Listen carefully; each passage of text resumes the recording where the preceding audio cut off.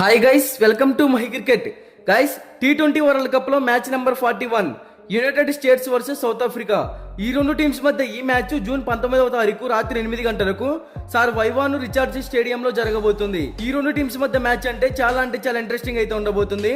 Late చేయకుండా content లోకి వెళ్ళామంటే వైవాన్ రిచార్జ్ స్టేడియం పిచ్ రిపోర్ట్స్ గురించి మాట్లాడుకుంటే ఈ పిచ్ అనేది బ్యాటింగ్ కి ఫ్రెండ్లీ పిచ్, అలాగే బౌలింగ్ కి కూడా అనుకూలంగానే ఉంటుంది. ఈ వెన్యూలో ఇప్పటి వరకు టోటల్ గా 7 మ్యాచెస్ జరిగాయి. అందులో ఫస్ట్ బ్యాటింగ్ చేసిన టీం 71% విన్ అయింది. సెకండ్ బ్యాటింగ్ చేసిన టీం కేవలం 29% మాత్రమే విన్ అయింది. ఆల్మోస్ట్ ఈ పిచ్ అనేది ఫస్ట్ బ్యాటింగ్ చేసే టీం కి అడ్వాంటేజ్ గా ఉంటుందని చెప్పుకోవచ్చు. ఇక్కడ టాస్ గెలిచిన టీం ముందుగా బ్యాటింగ్ తీసుకున్నా, బౌలింగ్ తీసుకున్నా 100% ఎఫర్ట్స్ పెడితేనే విన్ అయ్యే ఛాన్సెస్ క్రియేట్ చేసుకోవచ్చు. ఇక్కడ average first batting score 116 runs, average second batting score 109 runs.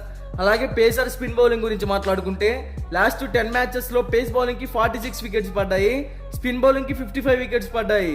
So కొంచెం ఈ పిచ్ అనేది స్పిన్ బౌలింగ్ కి అడ్వాంటేజ్ గా ఉంటుందని చెప్పుకోవచ్చు. ఇప్పటి వరకు ఈ రెండు టీమ్స్ మధ్య ఒక మ్యాచ్ కూడా జరగలేదు.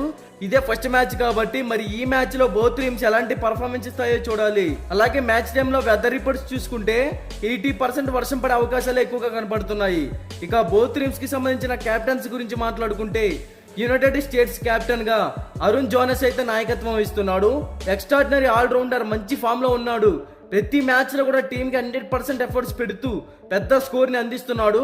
యాజ్ ఎ కెప్టెన్ గా టీం ని బాగా లీడ్ చేయగలుగుతున్నాడు. తర్వాత సౌత్ ఆఫ్రికా టీం కెప్టెన్ గా చూసుకుంటే ఎడెన్ మార్కరమ్ అయితే నాయకత్వం వహిస్తున్నాడు. మంచి హిట్టర్ అయినప్పటికీ బ్యాటింగ్ పరంగా చాలా స్లోగా కనపడుతున్నాడు. యాజ్ ఏ కెప్టెన్ గా టీం ని బాగా లీడ్ చేస్తున్నాడు. ఇక ఈ బోత్ టీమ్స్ మధ్య మ్యాచ్ అంటే చాలా క్రూషియల్, అలాగే డూ ఆర్ డే ఉండబోతుంది. మరి ఈ మ్యాచ్ లో యుఎస్ఏ టీం పై సౌత్ ఆఫ్రికా టీమే విన్ అవుతుంది అనేది నా ఒపీనియన్. మీరు ఏ టీం విన్ అవుతుంది అనుకుంటున్నారో కామెంట్ చేయండి. ఇక బోత్ టీమ్స్ కి సంబంధించిన ఎక్స్పెక్టెడ్ ప్లేయింగ్ 11 డిస్ప్లే మీద రన్ అవుతుంది, ఒకసారి చెక్ చేయండి.